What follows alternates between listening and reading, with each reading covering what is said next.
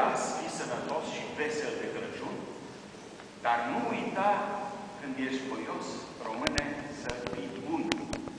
Închei spunându-vă că astăzi putem să ascultăm colindele la 20 de ani distanță de momentul în care niște tineri, dezvelindu-și pieptul, s-au pus în calea celor care doreau să rămână tot același sistem în țară ca să ne fure toate obiceiurile, toate tradițiile noastre,